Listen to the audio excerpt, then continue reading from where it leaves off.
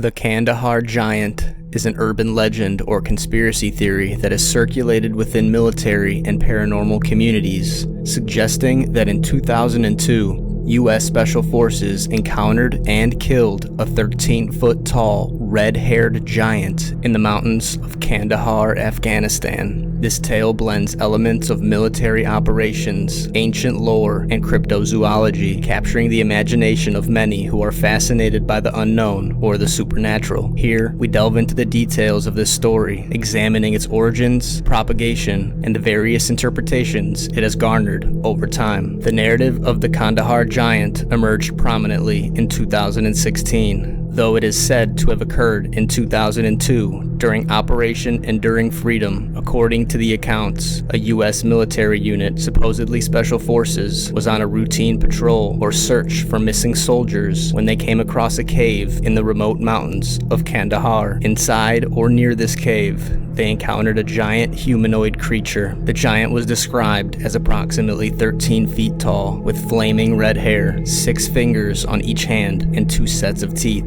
It was allegedly wearing animal skins or some form of primitive clothing. The giant attacked the soldiers, killing one with a spear. The rest of the unit responded with sustained gunfire, killing the creature after a short but intense battle. The body of the giant was reportedly airlifted away by helicopter, never to be seen again. The involved soldiers were allegedly made to sign a non-disclosure agreement to keep the event secret. The story likely originated from military folklore, tales shared among service members to cope with the stress of deployment or to fill the gaps in the mundane aspects of military life with exciting narratives. The story gained traction through platforms like YouTube and conspiracy theory blogs. A notable figure in its dissemination was L.A. Marzulli, an author and filmmaker who focuses on biblical prophecies and supernatural events. Marzulli interviewed a man, only known as Mr. K, who claimed to be part of the military operation. Various articles and discussions online, often around Halloween or in forums dedicated to the paranormal, have kept the story alive.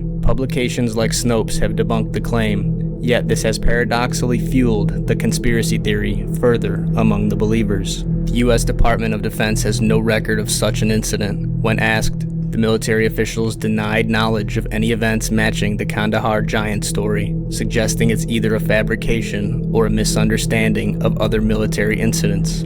The idea of giants isn't new in folklore. Biblical references like the Nephilim, Norse tales of Jontuns, or Greek stories of Titans resonate with this narrative. In the context, the Kandahar Giant might serve as a modern myth, echoing these ancient stories. From a psychological perspective, the story could be seen as a coping mechanism for soldiers dealing with the trauma of war, where the enemy becomes a monstrous figure, thus externalizing fear and danger. The allure of secret government cover-ups and encounters with unknown beings feeds into a broader cultural fascination with the unexplained, helping to propagate such stories. The story has been adopted by some within the militia and conspiracy theory communities as evidence of government secrecy or hidden truths about the world. It has influenced various forms of media, from books to podcasts discussing paranormal phenomena, where the idea of hidden creatures or ancient beings living among us is a popular theme. It reignites discussions on government transparency, especially regarding military encounters with unexplained phenomena, often linked to UFOs or USOs, unidentified submersible object. Discussions.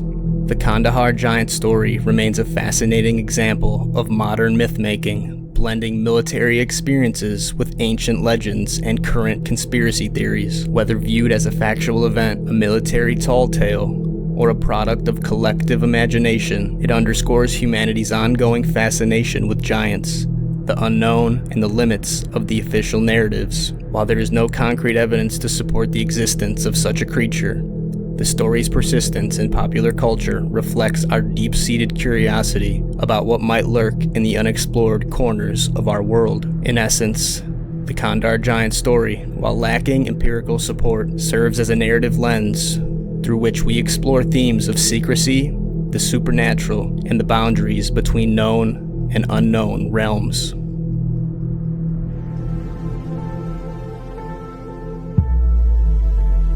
Back in 2005, I was actually stationed or deployed to Qatar.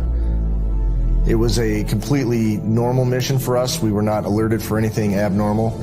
It was in the middle of the day. I remember coming into a base in Afghanistan called Bagram. Back in those days, it was pretty austere. It was an old Russian air base that we were using. It's basically built in a bowl in the mountains where you have to stay high right up in the last minute, and then you basically come screaming back down to land. The area to the side of it was called the Valley of Death because during the Soviet days with the Mujahideen, they had fired their rockets into a lot of the helicopters, so you could see all kinds of wrecks and stuff in the valley below, which for the most part I didn't pay attention to because I was a little busy getting the airplane on the ground safely. We landed and basically was told to taxi to the very end of the tarmac. And like I said, it was middle of the day, very hot. I remember that.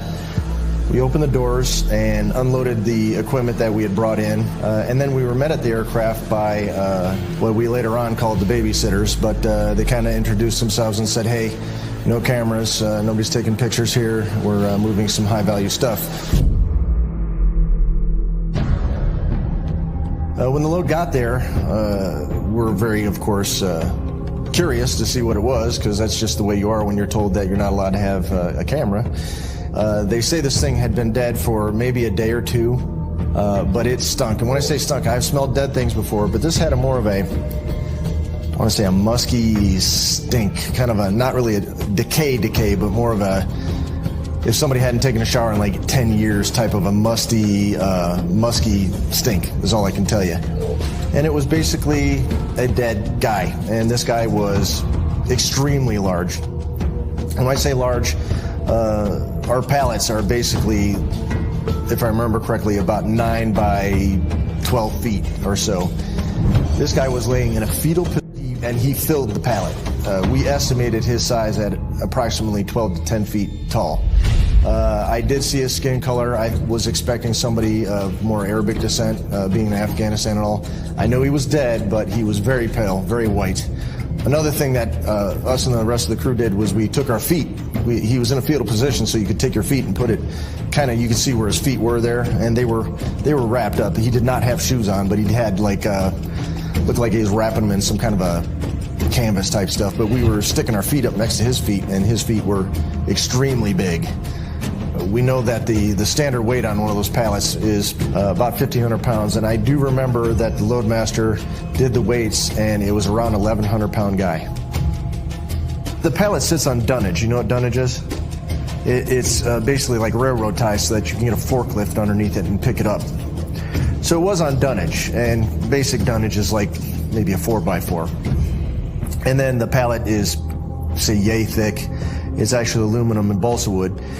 And this guy, I mean, laying down was very, very wide. I mean, and he was, like I said, he's in a fetal position, and you go up and you hit it, and of course he's under a tarp and all that, I understand that, but he was a dense guy. We questioned the babysitters of, hey, where'd you get this guy? And some of the Army guys that were with him relayed to us that this guy had, I guess, been living up in the mountains next to a village where the villagers basically treated him like a god. I did infer that they were making sacrifices to this guy because they said they found bones of people. The giant supposedly, like I said, I was not there, supposedly killed the first team that they came across. He was extremely big and fast and agile for a guy that size.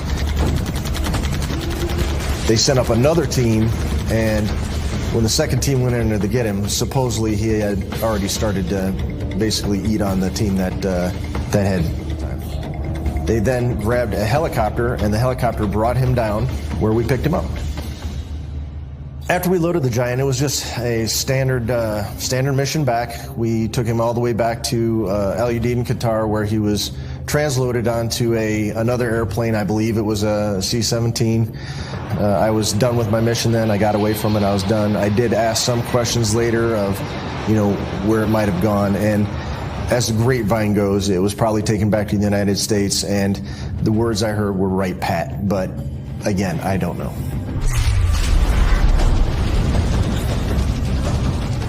giants were sent to the Smithsonian for further study.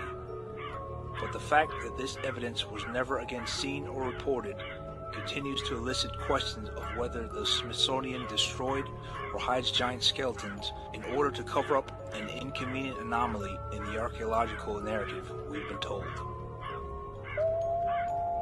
So are giants real, or are they just stuff of legend? And if they are real, why the cover-up? In a now deleted video first posted on August 16th, 2016, L.A. Marzulli interviewed Mr. Keg. It all began when in 2002, a group of soldiers went missing while on patrol in the remote region of Kandahar in the south of Afghanistan. When they failed to make radio contact for some time, the Army sent in a special operations unit to investigate. Then, while searching for the missing unit high up in the mountains, the Special Forces unit came across a cave with scattered Army equipment around, but no sign of the missing soldiers, and that's when they chanced upon the Kandahar Giant.